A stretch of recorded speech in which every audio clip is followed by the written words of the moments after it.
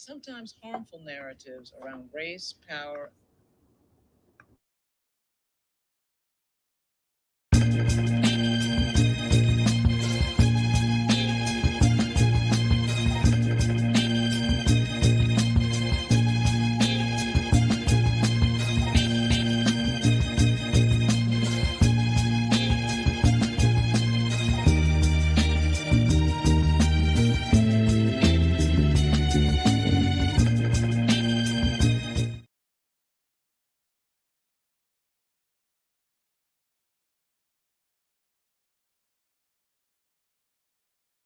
Job description written for the presidency. It might as well be written in bold print. Women and people of color need not apply. America did indeed make history last night or early this morning, though not the kind of history that many had foreseen or foretold. Voters chose a convicted leader whom a jury found guilty 34 times, a man whom a judge ruled committed massive business fraud, while another court determined sexually assaulted a journalist. They chose a felon over the prosecutor, fascism over democracy, and servitude over freedom. We're going to break it all down. Katia's with us, Lauren's with us, and by popular demand, the one and only Barrington Salmon is with us. Good morning. Um, it's usually ladies first, but Barrington, so many have been waiting to hear from you, and now we get to hear from you on what happened here. We're talking about not only an electoral vote blowout, we're not only talking about a red wave, but Donald Trump did the unthinkable. He won the popular vote. Right now, the vote stands at 71.1 million to 66 million. Barrington? Hey, good morning, ladies. Um, I'm just surprised. I'm surprised that he won the popular vote. I'm surprised that it was such a clean sweep. They took the Senate. I think they said they're going to take the House. It looks like they're going to take the House. But for any of us who had any doubt about what America really is, this is a graphic illustration of the true nature of this country. Yeah. Lauren, I know you watched all night as well. Your reaction to this unthinkable situation. Welcome to Project 2025, everybody. You're on mute, Lauren. oh, There you can you go. hear me? Yes. Um, I don't see any information they're going to take the House. There was three flips, I think, in New York that they were expecting to have. That was surprising. They picked up the Alabama seat. Cleo Fields, by the way, everybody is returning to Congress. The great Cleo Fields, who voted against the Clinton crime bill. So they picked up two seats that really didn't exist: the Louisiana seat and the Alabama seat. At any rate, there's no shock here in terms of American history about what type of personality Donald Trump has. He was telling white folks at rallies straight up, "This is your last chance," back in 2020. And in 2016, he came down the escalator telling Mexican immigrants that they were rapists and murderers. I mean, there's nothing new about xenophobia. It's nothing new about using hate to win elections. He just did it in an extremely open way. The other thing I'll say is that we do have to remember that the vice president was put in this position because of four people: Tom Donilon, Anita Dunn, Steve Ricchetti, and Jen O'Malley Dillon. Why do I say that? They lied to people about the condition of the President of the United States, Joe Biden, who they work for. We all found out in public that there was a problem at a debate. Everybody else knew it in the background, but the public found out at that debate. And that is what set the wheels into motion of Vice President Harris having to run a 103-day presidential campaign, which, by the way, is historically unprecedented. Okay. So whether it was her, whether it was Gavin Newsom, whether it was Shapiro, Governor Shapiro of Philly, that would have been a very difficult thing to do for any of them. So I actually think that, frankly, the vice president did a great job. She was very energetic. I was impressed. I was impressed by her energy. I was impressed by the build of the campaign so fast. So that part to me is nobody's fault other than the current White House staff that lied to everybody about the condition of Joe Biden, which set this into motion. So Yeah. anyway, I'll let somebody else talk and come No, back. it's okay. Mhm. Lauren, I hear you. I just look here. It is. I agree with what Lauren is saying, but also I just could not have imagined that we'd be sitting here on this Wednesday morning, November 6th. As I said, the prosecutor, the felon over the prosecutor, but not only that, 71 million. It's less than what he got in 2020. And Harris certainly is a lot less than what Biden got in 2020. Million. Katia, how do you make sense of this? American racist. I think it's something that we've all known, you know what I mean? And listen, am I surprised? No, I'm not. But it comes down to, for me personally, we have to reevaluate our relationships. You know what I mean? I think as Black women, we've known for a long time that white women, not all, but a good portion of white women aren't for us, you know. We can't be friends. I know our kids can't play together, you know. This is where we're at. Um, because you have shown me time and time again that you are not for me at the ballot box, that you would rather vote to protect whiteness than to protect our rights. And the crazy part about it is, my husband and I were talking about it, is these values, these red states are the poorest states. They're the ones who need the most help. Yeah. At the end of the day, it's like, you know what? You don't want the help. You clearly don't want it. So let there be will. But for me, it comes down to, we gotta be more intentional when we talk about people of color. We're not, this ain't High School Musical. We're not on in this, all this together. I know this as a Latina. I know that there's intense racism within the Latin community. There's this intense idea that certain Latinas think they're better than other Latinos, especially Mhm. Asians, tying strong to their white roots, to their Spanish roots, Portuguese roots. And Mhm. that's all stuff that we have to remember, you know what I mean? That Yeah. people still attain that dream. You have Mexican Americans voting for this man. And but for me, it comes down to, we have to do what we have to do to protect our peace. Because these next 4 years are going to be rough, and some of us are a little bit older. We'll probably be able to weather the storm, and we're in a better financial position. But you think about, like, I think about my daughter. I think about my sister, who's a queer woman, queer Black woman walking through this world, who, you know, what is happening? What are we saying? You know what I mean? And show up at these school board meetings, you know, because they want to erase the history. And now they got the means to do it. Yeah. Just They, and speaking of the LGBT community, yeah, without question, they were very, very upfront that this was a referendum against that, the hate that they are showing, and that now it's going to be unchecked. Um, and you say in 4 years, listen, we've talked about this time and again. Folks, I think you've just seen America's last election. There's no question about it. Barrington, um, Black men, it was attacked. Lauren talked about that a lot throughout the Barack Obama situation. Really didn't help whatsoever. In fact, it only fueled this uh, a segment of Black men anyway against Donald Trump. I mean, against Kamala Harris and the Democrats, more against the Democrats than Kamala Harris. But as Maria Jones points out, Barrington, and I'm going to let you be unleashed as much as you want on this, because Maria Jones says the Dems refused to listen to its constituents that were screaming for a ceasefire in Gaza. Yeah. The thing is that I would not blame Black men.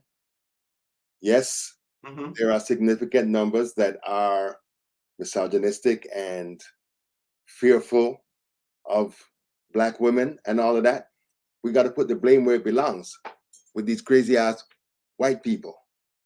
They're the ones. I mean, they said 72% of all white people in Georgia voted for Trump. The thing that, I was listening to Katia, and it just reminded me of conversations that we've had before, because the question that I have is, Do we continue to try to build in this system that has never been for us, that doesn't care about us, that prefers to see us dead? Or do we separate, or do we do something different? We got to think of some other options, because this, whatever this is, it ain't working. Taylor Green won again. How is that even Of course. Why are you a surprised? conversation? Why are you surprised? Why are you surprised? Listen to the We things just said it. listen to the things that Trump said in particularly the last 2 weeks of the campaign. You can't be more explicit than that. You can't be more vulgar than that. You can't be more vile than that. And it didn't make a difference.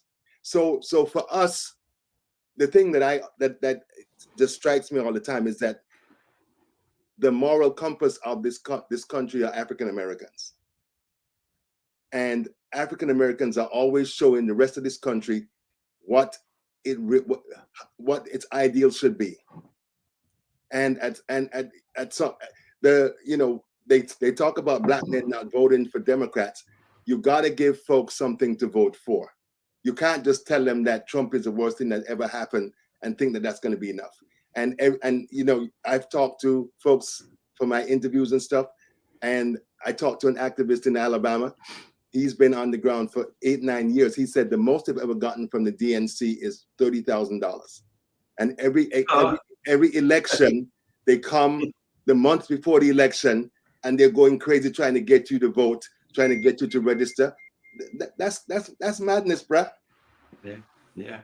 And listen, I would say it, the way that the DNC, the way that the Harris campaign, the way that the Biden campaign treated the black press, ignored the black press, alienated us from their ad buys, alienated us from access. And we had access to the vice president when she was vice president, before she was candidate Kamala Harris. We had access. Yeah. They took that away. For whatever reason, Jamie Harrison, he may have his reasons. I can't speak for him, but he has his reasons, petty as they may be. He didn't want to deal with NNPA or the black-owned media for the most part. I know Roland worked very hard. Roland Martin did very hard, earned whatever he got from them. He earned every cent of it. But that could have easily been something that, whatever petty differences that Richmond, Jamie Harrison, Stephen Benjamin, the Biden folks, the Harris folks had with the black press of America, it was not the time to show or to get retribution against the black press of America. It was just not the time. But with Lauren, with $1 billion that they spent, there's more than enough money that they could have given the black press. It just wasn't. You pick and choose when you strategize. This was not the time to come after us and to alienate us and to sideline us the way that they did. And folks will look at this as you're griping about this. Yes, I am going to gripe about it. And there are some on our side who have to take responsibility as well. Biden said he was the only one that could beat Trump. And guess what? We will never be able to prove him wrong, Lauren. You're muted again, Lauren. Okay, that's the magic hand of someone else. Just unmuted me. Apparently the black press was given about $10 million, according to Roland last night on the show, for the BET. Roland was given about $10 million. Not the black press of America. He said that BET was given some amount of money for the Blackmail Forum. Okay.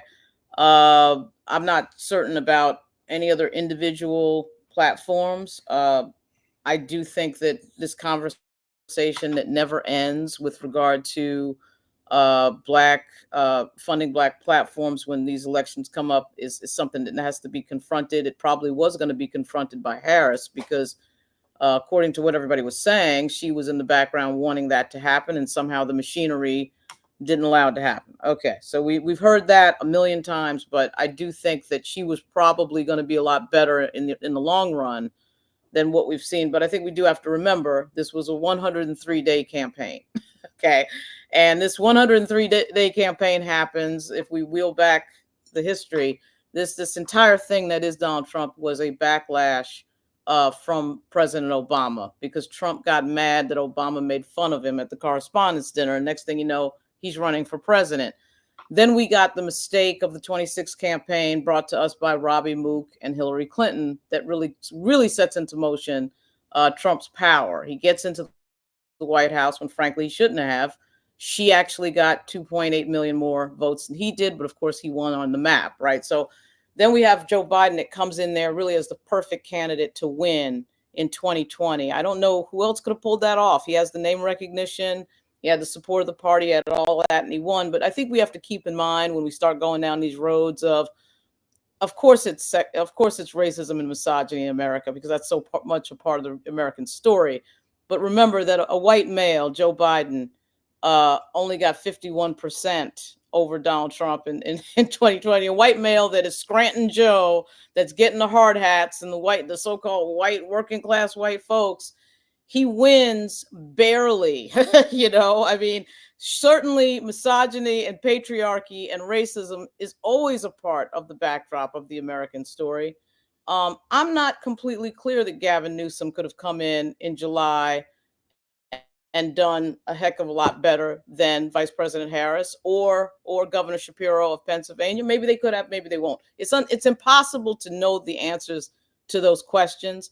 But I do think that what we do know about campaigns on the national level is that name recognition and knowing who somebody is a huge part of it, generally speaking. I think in President Obama's case, even though he didn't have that name recognition, what he did have is you had a brilliant generational once-in-a-lifetime candidate. To the people who say, okay, wow, racism, we're racist, this and that. I mean, remember that a lot of these voters that voted for Obama somehow turn around and vote for Trump, or somehow turn around and vote for Bernie Sanders. I mean, so there's a lot of things to unpack. We know that the backdrop is what it is for 400 years for us as African Americans. That's always there, and certainly misogyny is always there. Yeah, but it is also the case that a white male is barely getting by.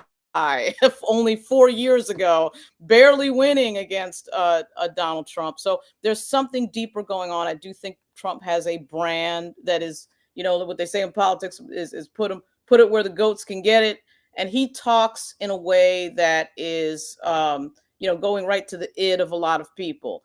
And most politicians don't talk that way. I'm not talking about agreement. I'm just talking about what it is. Okay. And the Democrats need to regroup and get serious about their messaging. They need to regroup and get serious about the power of disinformation, misinformation, the owners of these platforms like Elon Musk. Okay. And that the fact that lying works, and most people didn't go to college. Most people are not, sitting around watching MSNBC all day. That's not what they're doing. Democrats need to be factoring those things in when they run a campaign. Well, I just think it's too little, too late. Obviously for this election, but again, Donald Trump has ran on a mandate that you will never have to vote again if he wins. He has won, and I believe firmly. We've seen it. We've seen Katia remnants of Project 2025 implemented already, even before Trump's big night last night. Long before his big night last night, we see it constantly talked about. We know what's coming. We know that this is, he says, dictator on day one. Who's going to stop him? The Supreme Court has made him king. David Youngblood is saying that means Biden's king right now. He's made him king. Biden or the Democrats don't have the spine to take that Supreme Court ruling and use it in their favor right now. They don't have the spine to do so. I was laughing because I was talking to my wife, and that's like, Biden should do what Trump's gonna do and just decide he ain't leaving. But Democrats are too polite. They don't have the spine, and they continue to fight against Republicans the way that they fought against them in the 1950s. Yeah, well, I don't know. I mean, one of the things about losing an election is that it teaches you things and it changes your strategy. So had they lost the election, the Republicans would be sitting there saying, okay, now we're done with MAGA for this moment and let's move on from the Trump era, right? I mean, But the Democrats have to get serious about a lot of things, including their level of aggressiveness in these types of situations. But, we're talking about a party that is much more diverse than the Republican Party. It is effectively, the Republicans right now are effectively a white male run party, right? And the Democratic Party has all of these people under the umbrella it's trying to please. And frankly, I do think that we alienate certain sectors of the party when we only talk and focus about certain sectors of the party. We need to be aware of that. We need to be honest about that. I don't think there's anything wrong with Black Girl Magic. I don't think there's anything wrong with Win with Black Women. I'm all good with that. We've been ignored for decades. I mean, Black women in particular have been ignored for decades. But we do have to recognize that when you message that, you are usually alienating another group. And you see in this moment that it's not Black men that were apparently the problem. It was Hispanic men that apparently were the problem. Again, it goes back to patriarchy and misogyny in most cases. But I do think that we need to just be honest about when we're doing messaging in the Democratic Party, like who's getting alienated, who's getting messaged to, and who might feel left out at the end of the day. That's something that Democrats have the burden of that the Republicans don't. But can we finally now, after this election, put to rest this idea that celebrities are going to come, Beyonce is going to come and save the day? It made no difference here. Well, I don't think that celebrities sway elections. I do think that, I don't think because someone is an artist, just like us being journalists, doesn't mean that we don't have a right to voice our opinions as citizens, or, to say, or, to say how we feel. I think,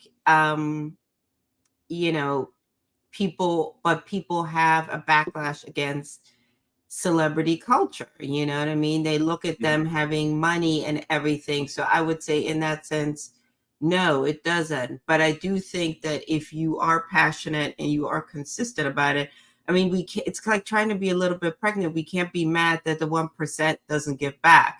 And when they do, and they do advocate for people's rights, get mad and say, well, it's easy for you to say because you're rich. So you got to pick, like, you know what I mean? It's a hard thing to do because celebrities also were there, in the March on Washington. So it's like, how do you navigate that? I think, like, find the thing that you're passionate about and just be consistent. Like Leonardo DiCaprio, no matter, what you may think about his dating life, that man has been consistent about his passion for the environment. That man does not take an SUV to award shows. It's an electric car. I mean, he was chauffeured in a Prius, So I'm like, you got to find your thing and be consistent with it.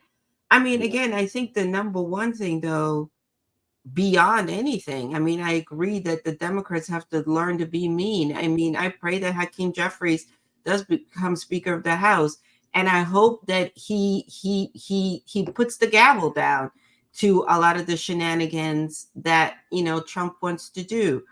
But I also feel like before we can govern as a people, how do we coexist? Like, how do we go to work today, right? And knowing that the person next to you voted for this and they want to do chit chat with you. Like, I'm so glad I don't work in an office. I don't have to go into an office with that type of scenario, right? So that's the thing that I'm trying to put my head around. I mean, for my neighbors, I just moved to Georgia about 2 weeks ago, but all my neighbors are Black. But that's the thing, like, it's mentally taxing just to get your energy together. And now you go to the store and you see people and you don't know, like, are you for me? Are you looking to harm me? I think PTSD is real. So, I mean, my question is, how do we heal? We can't heal because I don't know about you, but I'm not, and I don't want to make peace right now.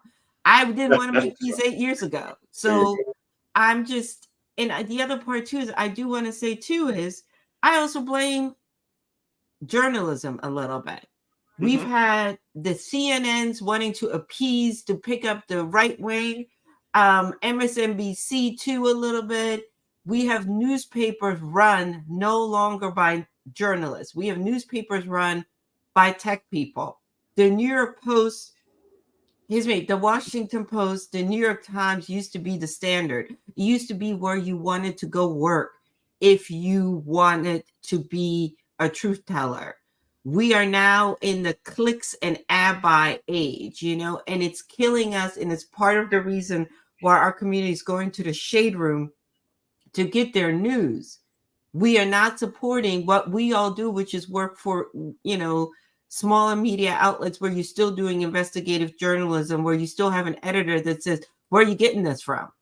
Is this an opinion or is this a fact? Do you know what I mean? We have lost our spine. Our kids in journalism are not learning AP style. They're not learning the things that they're supposed to learn in order for you to be a successful journalist. That part of this is on us. What happened to, no, you are not publishing this with my name on it because it's not the truth. What happened to editors pushing back? Yeah. That's my other question. Yeah. And you, Barrington, she's 100% right. Yeah, she is. And that's a conversation that you and I have almost every day. I think one of the things that we as Africans in this country have to figure out is whether we're going to continue to be under the armpit of the Democratic Party, or if we're going to have third and fourth and fifth parties, because neither of these two parties work for Black people. At the end of the day, they are all concerned with white people staying in power. And it looks different. The Democrats are the softer version, but the end result is the same. So we have got, Katia is so right. We got to get tough. We got to get tough in determining who our allies are, in pushing away those that aren't our allies, and kicking some butt, because our lives are at stake. I've written so many stories about Project 2025, and it's a 900. Yeah, I've seen them too. Yeah, it's 900-page compendium of all the things that Trump wants to do. They want to put 50,000 loyalists in the federal government and get rid of civil servants. They want to dismantle the Department of Education. They want to get rid of the Civil Rights Division of DOJ. They want to put the DOJ under the executive. The biggest thing he said he's going to do on day one is detain and deport between 15 and 20 million undocumented immigrants. And they're also saying that those of us, not me, but others who are naturalized U.S. citizens, they're talking about taking away their citizenship if they're immigrants and deport them anyway. I guarantee you that if any part of that becomes reality, Americans going to be eating grass, because they won't have the migrant workers to pick fruits and vegetables, kill cows and pigs and all that stuff, and do the work that lazy white people have decided that they don't want to do. Lauren, it's I do want to say this. As you know, I'm always in somebody's plane, train, or automobile. When I travel, and I'm very fortunate enough to stay in some very nice hotels, the way I've become cognitive of who keeps those hotels running, it's nobody white. From the reception to the people that help you carry your bags, especially if you come out to the West Coast or you're in Florida, including places like Florida. It's the people who clean our rooms, the people who keep the machine going so that you can have that wonderful, all-inclusive, whatever it is that you think you're entitled to. It just has made me more conscious to understand that these small businesses that claim they can't find people to work because, as you just stated, white people don't want to work for $17 an hour and have a half-hour lunch break, you know what I mean? And that's it. And maybe possibly work overtime. It's those people. It's the same people who their homes are being cleaned by immigrants. It's the same people whose children are being raised by immigrants. Yep. It's just, I don't think they understand that.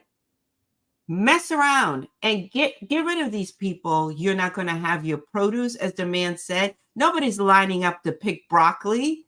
Like that isn't on a job fair, you know what I mean? And I'm not being facetious. There's nothing wrong with doing that job because it's an honest living. But I'm just saying, these people aren't, you know what I mean? So even like purchasing my home, the people who build a home aren't immigrants. Yeah. Do you understand? So I'm really trying to understand, like when they get rid of all these people, and trust me, Black people are not interested in working those jobs either. Who do they think is going to work these jobs? It ain't going to be the poor people in the red states. So good luck with that. Lauren Greer mentions that the white husbands didn't even help their Black wives. What are you talking about? Well, listen, you have interracial marriages, right? And this is certainly not in the interest of Black women, right? Yeah, I mean, that's like saying, water is wet in terms of American history. I mean, we She's talking about, I'm sorry, she's clearing that up. She's talking about Kamala Harris and Doug Emhoff. Yeah, actually, I do think that Vice President Harris and the fact that she's married to someone who's not Black, one would think that that would have been almost like another prong of appeal. You know what I mean? We had never had this sort of second gentleman set up. And obviously, the Jewish community is very powerful in the United States. One would think that, that would actually be another fun fact, another fun reason to vote for her. I mean, you don't know how people take these things. I mean, it's hard to know how people take things out, but I think people generally vote for the candidate, not the running mate or the whatever. I mean, so it's or the husband or wife. But I get the point. To go back to something with regard to journalism, legacy journalism, if there's one thing this campaign just proved, is that legacy journalism is over, effectively. We're just waiting really for the New York Times to be completely ignored. But when I see that, and I don't have any problem with this, I tell people all the time, when you have a journalistic platform, you're competing against everything. You're competing against what people post on Facebook. You're competing against Club Shay Shay. You're competing against Alex Cooper. It just turned out that the Harris campaign really bought it to fine art and was interviewed by literally everybody. The only reason the Joe Rogan interview didn't happen is because Joe Rogan wanted to do it in the studio. She didn't have time to do that. I suspect if the campaign was 300 days and not 100 days, it would have happened. Okay, so but this is the problem of the media not making any money, getting desperate for money and desperate for clicks and doing anything to get it. And what do we get out of that? We got the Washington Post punking out and deciding not to write an editorial, the easiest thing in the world, when you have a billionaire owner, by the way, who shouldn't be fearing too much, one would think, but apparently fears Donald Trump. And so that money piece is what gets stupid journalism going real fast. And I can guarantee you a lot of these journalistic platform owners are celebrating the fact that Donald Trump is going to be in the White House again, because a lot of people made money off that. A lot of careers made money off that. A lot of books were sold. And that's exactly what's about to happen again. So there's that. There was something else. I think that, it's easy to get like really depressed about this thing. I mean, I know that it is depressing,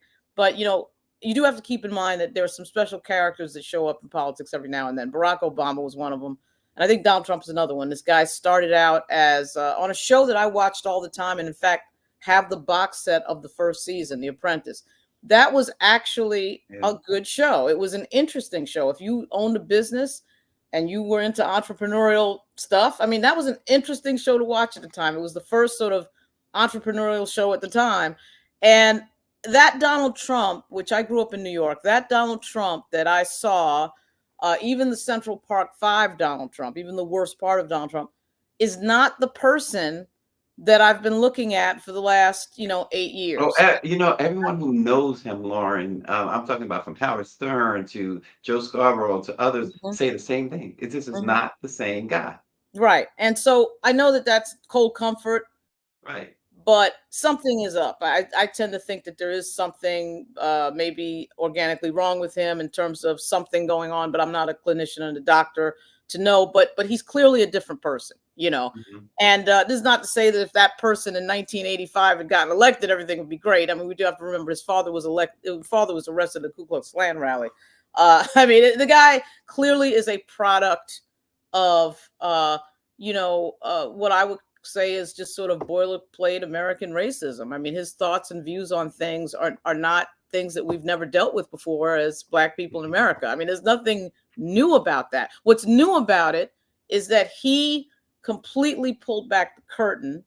He's saying things out in the open that had never been said, not even by the George Wallaces or the Lester Maddoxes. I dare one of you guys to go and Google George Wallace and Lester Maddox and some of these racists in the 1960s.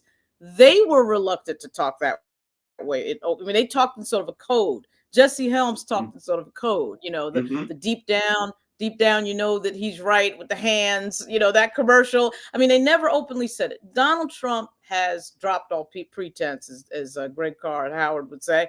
And that part, I think, is dangerous, because that is, of course, sending a huge signal to people like the Proud Boys, he's about to pardon. He's going to pardon all those people that my boyfriend had to be interviewed by with regard to the Justice Department and all his friends at work at U.S. Capitol. He's going to pardon all those people. He's sending a bat signal to racists, and this moment is really signaling to everybody it's okay to do what he did.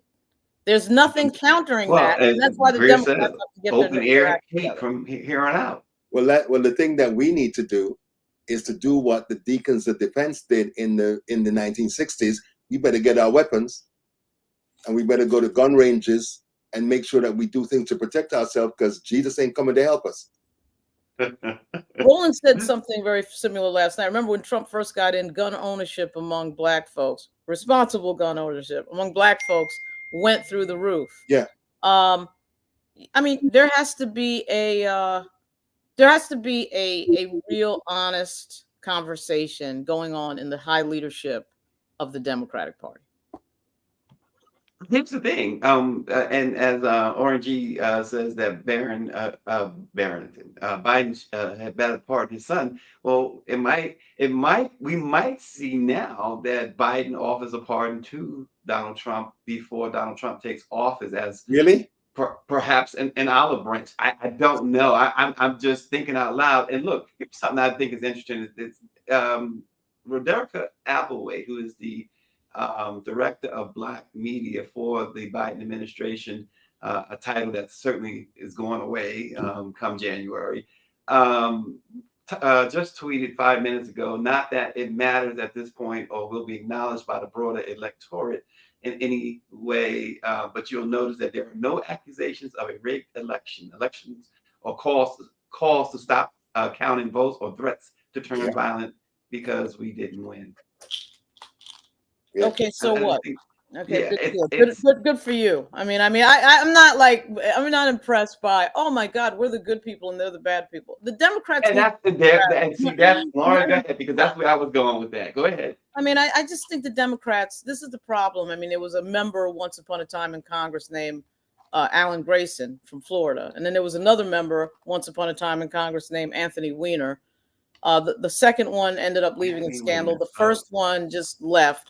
That is the type of personality. They need that Nancy Pelosi style leadership. Yep. By the way, the man from Crown Heights, I think, has that in him.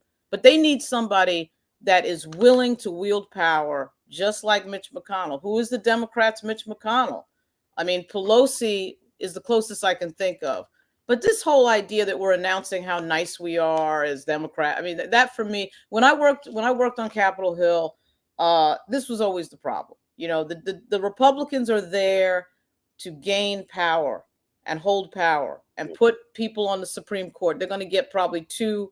Trump is going to get another 2 Supreme Court picks, right? And not stop doing dumbass.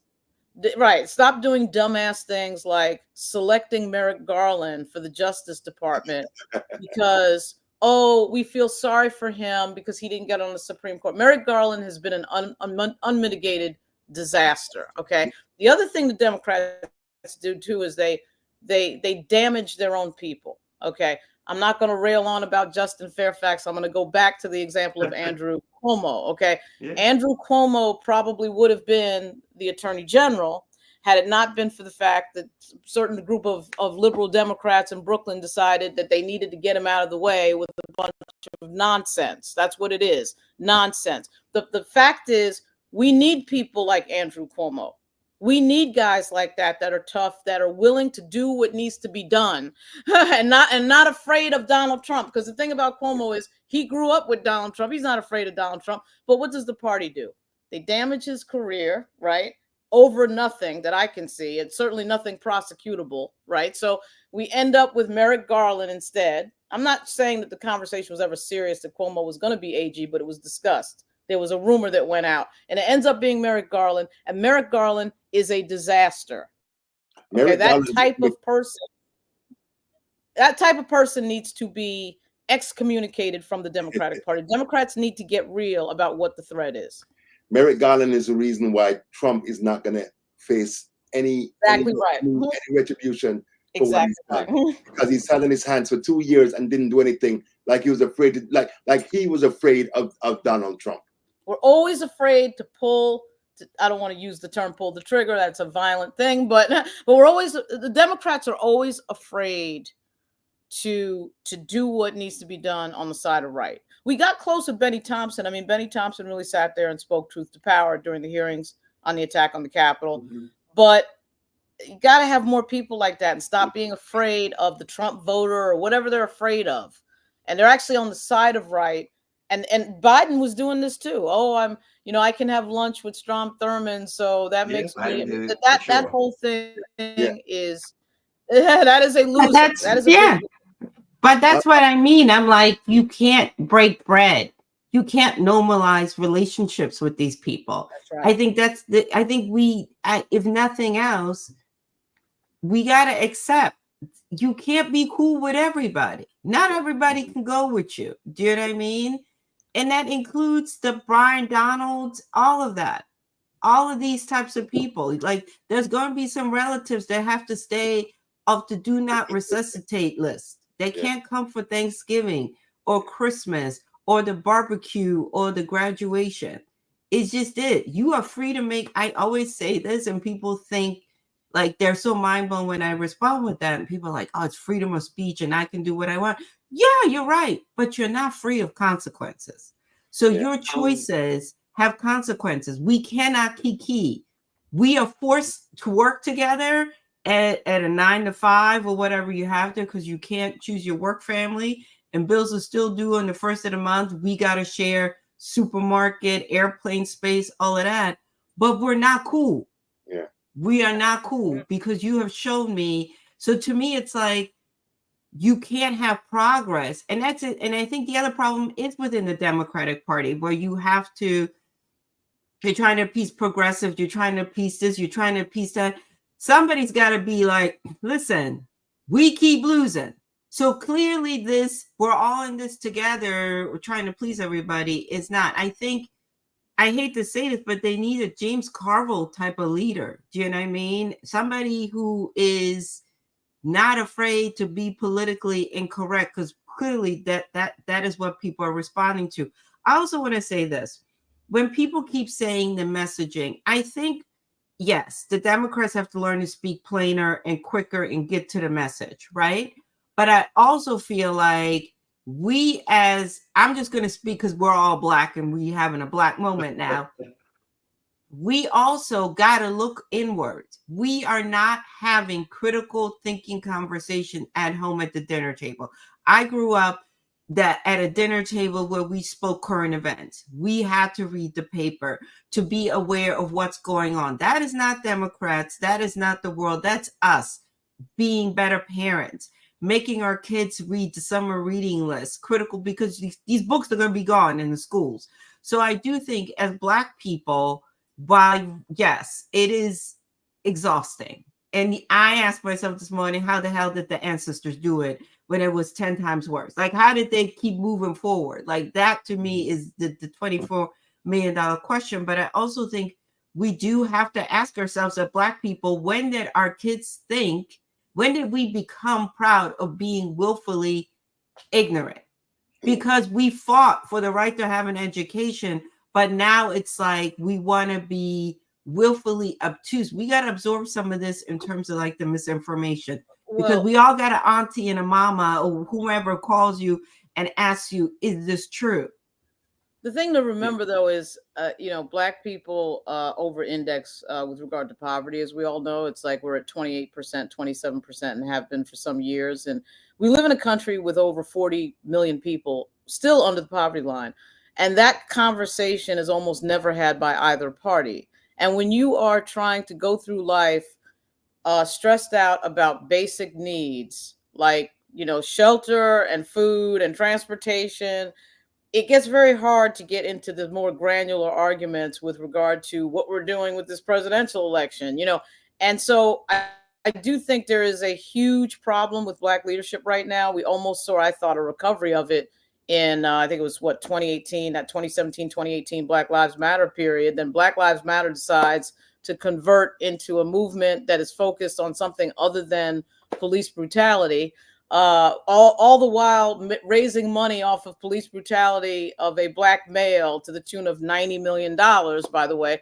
My point is, I don't think that our leadership, which is partially bought by the same moneyed interest that controls our politics, is serving us well as Black people. And how you know that, by the way, is things like a reparations bill about to pass in California that gets snatched at the last minute. Yeah. And nobody puts out a statement, right? Like nobody says, well, wait a minute, what the hell was that? You don't see NUL or NAACP saying what just happened. We're talking about tangibles, as ADOS would say. We're talking about money in California.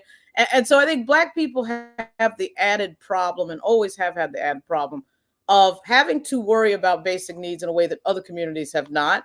And so when you're over-indexing with poverty or under-indexing when it comes to going to college, and you're still running into on a regular basis people who are first-generation college goers and their family, which is extraordinary. But the point is, that is problematic. And our politics and our politicians, our elected representatives, notice who got targeted and thrown out. Cori Bush, Jamal Bowman. Yeah. They targeted Summer Lee. Nina Turner was blocked by Jim Clyburn effectively, right? Now, what do those four people have in common? I'm not talking about Israel and Gaza. I'm talking about speaking truth to power about bread and butter issues, poverty, homelessness, etc., and so on. The Democratic Party has become uninterested in that conversation, and the people have noticed, which is what we just found out last night. So Barrington, listen, 54% of Latino men we know voted for Trump. 52% of white women voted for Trump. Yeah. Okay, we established all that. Let's, as Greer says, let's talk about this. What did we lose? Let's put it on the table, she says. What did we lose? What did Black people lose? Yes. Black women lost in the southern states, lost access to abortion, reproductive health care. Blacks in general are going to lose whatever gains we've made because of DEI programs. Folks in Florida and elsewhere, children in Florida and elsewhere, are going to get this whitewashed bullshit education, compliments of Governor DeSantis. So there's a lot, and I mean, for people like me, I'm an immigrant. I could be on the list. I'm a journalist. He said he's going to shoot journalists. He's going to jail journalists, and then the idiots in mainstream media keep on saying, well, he's just saying it. He doesn't mean it. We'll see. Well, and you mentioned he's going to shoot journalists. He said he's going to shoot journalists, have journalists shot, and this retribution. What's in store, Lauren, for his political enemies? Is he going to carry that out? Is there any reason to believe he's not going to carry it out? I should ask. There's no reason to believe he's not going to carry it out. If you remember, during the first term, he pulled the credentials of CNN in the press room, and then they stopped the briefings. I'm not sure why they wouldn't pull the credentials or go after the FCC license at CBS, just like he was talking about. Yeah. Remember that this isn't just Donald Trump. We're dealing with Stephen Miller and this other lunatic, Steve Bannon. Okay, these people, for whatever reason, have it in their head that there are certain people who are enemies that they're just dying to go after. So, I mean, if Donald Trump keeled over tomorrow, you would still have this group that you're dealing with. It would just be J.D. Vance as the person who's the titular head. I don't have any reason to believe he won't go after Nancy Pelosi. I don't have. They think everything's funny, and excuse my language, but this version of the Republican Party, this MAGA version, has gotten into this cycle of wanting to out asshole each other. Everything is about being the biggest asshole in the room, right? And saying the most outrageous thing. And for some reason, that's the ride that they're on. And that's a ride that the opposition has to figure out how to stop. To go back to your question with regard to what we lose, they're going to go after Social Security.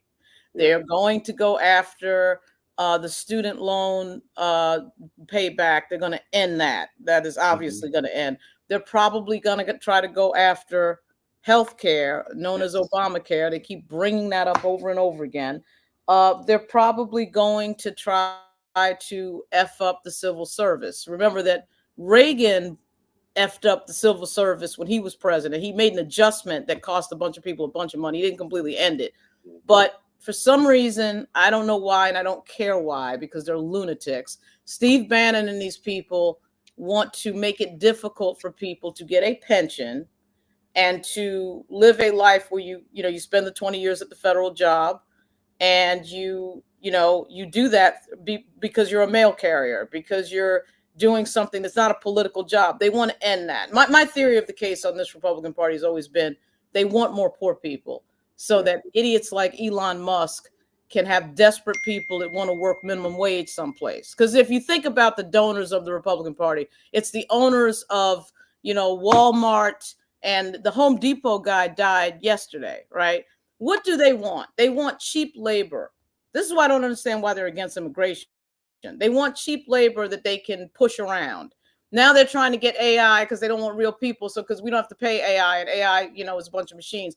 But really what I think it is these donors want cheap, desperate labor, which is why they're against abortion, because you get a lot of people who are born, out of wedlock, unwanted kids, whatever. They turn 15, 16. They're working at Target. They're working at Walmart.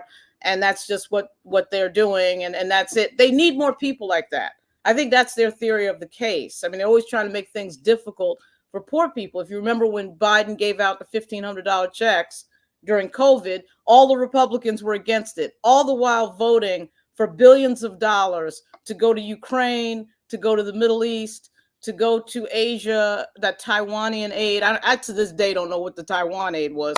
But anyway, that's what they're doing. They're making us pay taxes, sending our tax money to Benjamin Netanyahu, and then turning around and going, your kids have to work minimum wage at Target. And that's what this is. So that the people who fight against that, again, I'm going to name them again, Jamal Bowman and Summer Lee, they've noticed that. Nina Turner, who I don't agree with everything with Nina Turner, but they've noticed that pattern. And when they try to fight against it, the Democratic Party tries to fight against them. That's the part I'm confused about. What does the Democratic Party stand for? I mean, these new Dems and these business. Tell me. Nothing. These are a bunch of neoliberals who are corporatists. They don't care. I got you. I hear you. Well, Barrington, I know you got to run. We have a couple of minutes left anyway. I always appreciate you. I'm glad. Welcome back, Barrington. Mike V was just asking about you yesterday, among many others. So good to have you back. Thank you, ladies. Thank you, Greer. Amisha Cross just tweeted that to think that mainstream media spent all that time naming, shaming, and blaming Black men, and it was Latinos the whole time who deserved that spotlight. Another thing, you talked about mainstream media, Katia. The focus, the negative spotlight continues to be where it should not, right?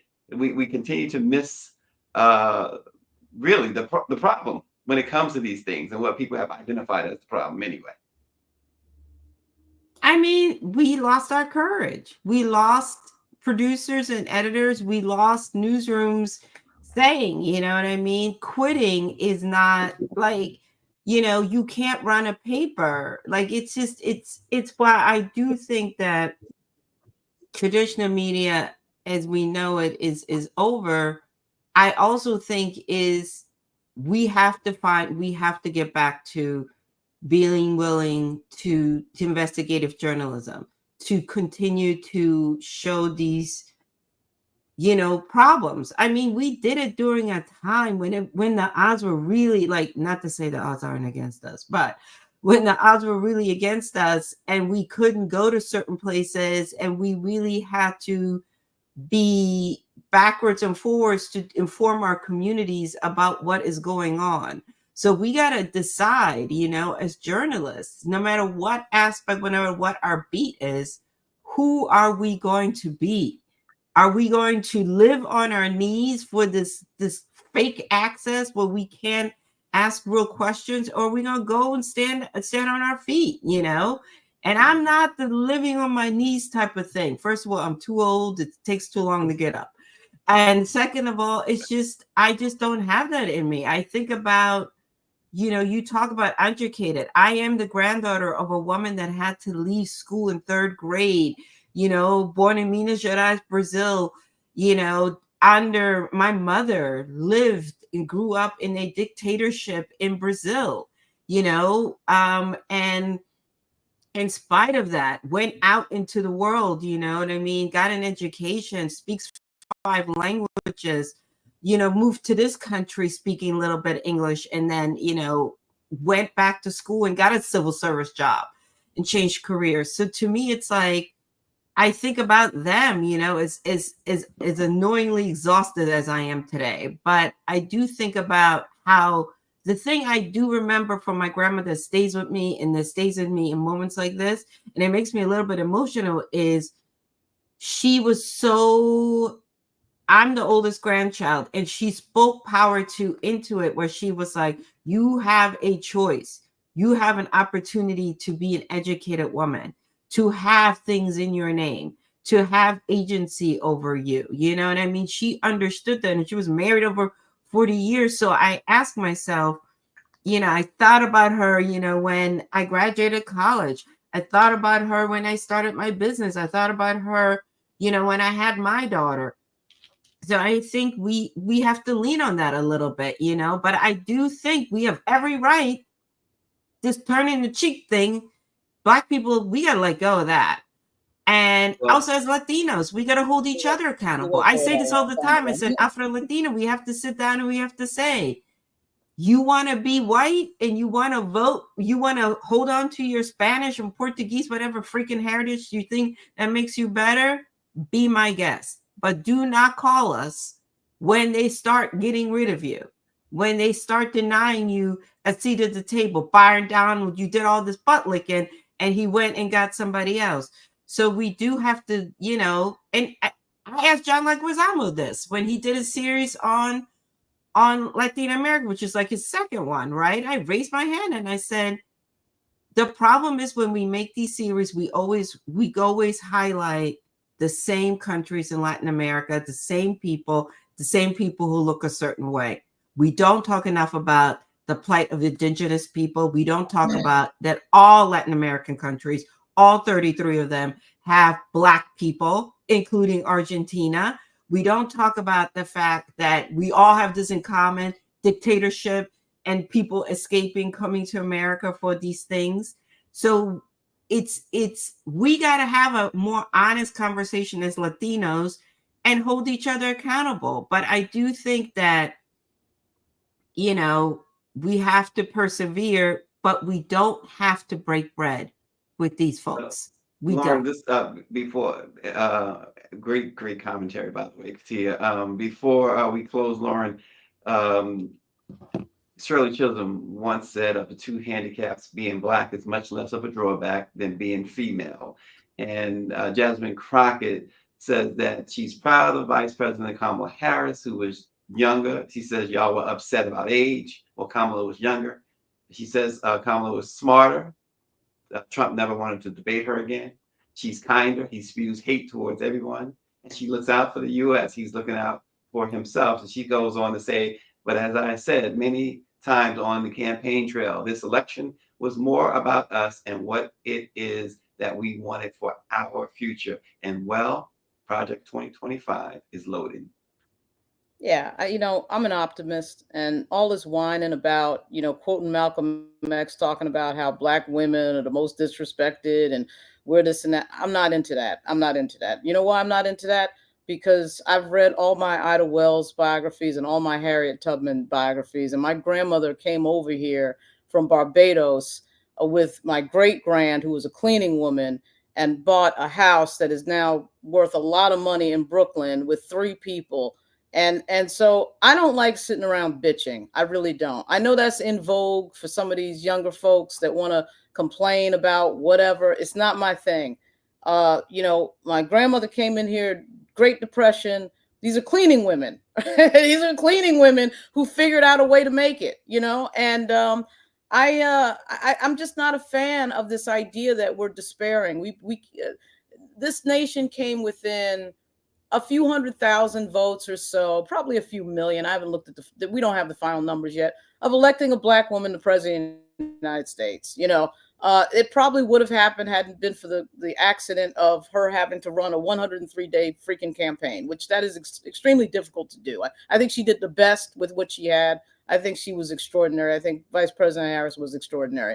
We need to stop whining. The Democrats need to stop whining, stop getting in despair. Yes, it's a bad moment. Yes, it's frightening to watch a white supremacist win an election. Is it frightening? Yes. Is it the first time it's happened? Hell effing no. We had a group of them leading the South from basically the end of the Civil War right up into the 70s, okay, that were governors of these southern states.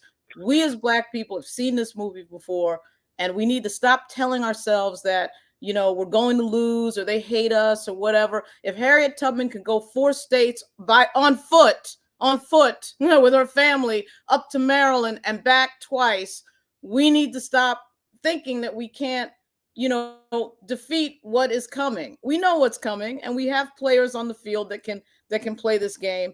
And so I'm not a big fan of, oh my God, what are we going to do?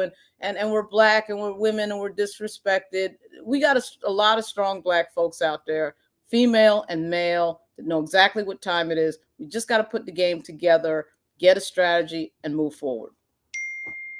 There you have it. Lauren Burke, we appreciate that. Katia, we certainly appreciate you and all that you guys bring. So keep up the great work. We'll be calling you again, no doubt. And we certainly appreciate you all here for watching. Let It Be Known. We'll see you again tomorrow. Thanks a lot. Thank you.